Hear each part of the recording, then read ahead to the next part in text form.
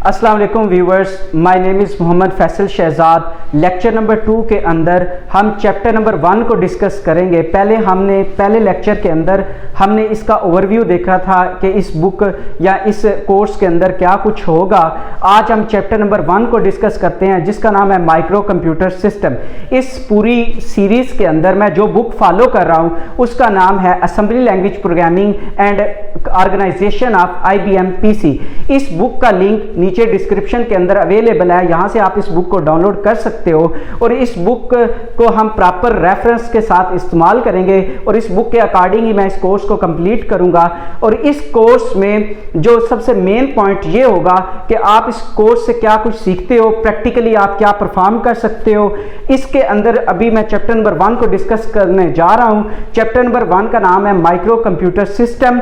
Micro computer system की हम अगर बात करें, जो आपके पास PC जिसको आप कहते हो, पर्सनल कंप्यूटर कहते हो, ये किन किन चीज़ों के ऊपर मुश्तमिल होता है। आपके पास मॉनिटर होता है, आपके पास कीबोर्ड होता है, माउस होता है, आपके पास एक सिस्टम यूनिट होता है। सबसे पहले हम सिस्टम यूनिट की बात कर लेते हैं। सिस्टम यूनिट क्या होता है? सिस्टम यूनिट जिसके अंदर सारे के सारा सर्किट बोर्ड हर चीज़ उसी के अंदर पड़ी होती है और इस सिस्टम यूनिट के अंदर एक मदरबोर्ड होता है, इसी के ऊपर सारे के सारे सर्किट अवेलेबल होते हैं। अब ये जो सिस्टम यूनिट है इसको हम कंप्यूटर भी कहते हैं और बाज़ आम लैंग्वेज में लोग इसको CPU भी कह देते हैं। अगर हम मार्केट की बात करें तो मार्केट में लोग इसको सिस्टम यूनिट भी और CPU के नाम से भी जानते हैं।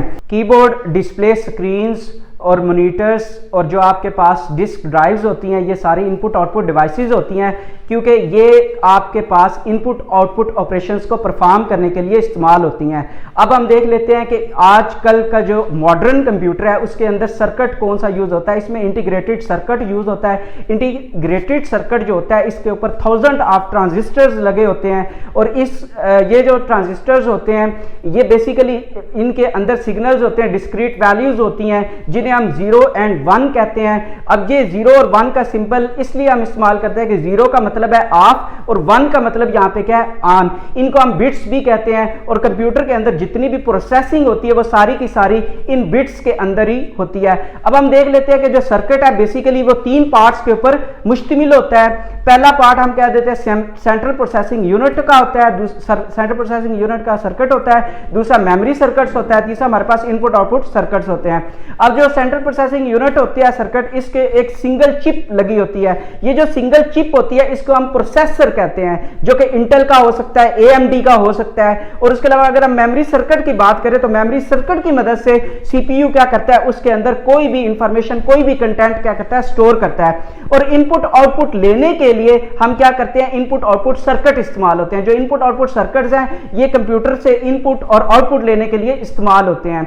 The system board, system board के अंदर ये चीज होती है कि जो आपका सिस्टम यूनिट होता है उसके अंदर एक मदर बोर्ड लगा होता है, एक सर्किट होता है जिसको हम सिस्टम बोर्ड या मदर बोर्ड कहते हैं। इसको हम मदर बोर्ड इसलिए कहते हैं क्योंकि बाकी जितने भी सर्किट है वो सारे के सारे इसके साथ मुंसलिक होते हैं। अब इसके अंदर हम इसमें एक्सपेंशन स्लॉट्स होती हैं जिन्हें हम ऐड इन्स या हम इनके ऊपर क्या कहते हैं, ऐड इन कार्ड्स कहते हैं, जिसके थ्रू आप जितनी भी बाकी सर्किट है वो सारे के सारे इससे लिंक्ड होते हैं। अब नेक्स्ट हम जो टॉपिक है वो है इसका पहला कंपोनेंट, जो भी हमने कंपोनेंट डिस्कस किए हैं उसमें जो पहला कंपोनेंट है वो है मेमोरी। मेमोरी के अंदर जो सबसे इंपॉर्टेंट बात है वो ये है कि बिट्स एंड वर्ड क्या होता है। अब जो मैं प्रोसेसर यहाँ पे इस्तेमाल करने जा रहा हूँ, बिट आपको पता है कि बिट 0 या फिर क्या होता है 1 होता है और बाइट आपके पास क्या होता है, बाइट हम कहते हैं कंबिनेशन ऑफ, जो बाइट है वो कंबिनेशन ऑफ क्या है, 8 बिट्स होता है। और जो वर्ड है बेसिकली वर्ड आपके पास 2 बाइट के इक्वल होता है, यानी एक वर्ड के अंदर आपके पास 16 बिट्स होते हैं।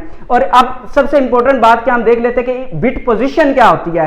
देखिए आपके पास जो लिखे हुए वर्ड्स हैं या बिट्स हैं उनको हम राइट टू लेफ्ट देखते हैं। राइट टू लेफ्ट हम उनकी पोजीशन देखते हैं। ये स्क्रीन के ऊपर आप इनकी पोजीशंस और पोजीशन देख सकते हैं। जो फर्स्ट ऊपर है इसके अंदर आप देख ले यहाँ पे 0 से लेके 7 तक है, टोटल 1 बाइट है। और दूसरा जो हमारे पास है इसके अंदर आप देख सकते हैं इसमें लो वोल्टेज और हाई वोल्टेज है, क्योंकि ये वाली लोकेशन है ये मेमोरी को रिप्रेजेंट कर रही है जो वर्ड है। अब वर्ड जो है बेसिकली उसमें 2 बाइट्स होते हैं, एक हमारे पास लो बाइट है, एक हमारे पास हाई बाइट है। लो बाइट में हमारे पास 0 से लेके 7 तक वैल्यूज होती हैं और हाई बाइट में हमारे पास 8 से लेके हमारे पास कहां तक होती हैं, 15 तक होती हैं। यही हमारी इसकी बिट पोजीशन की हमने जो बात की है वो ये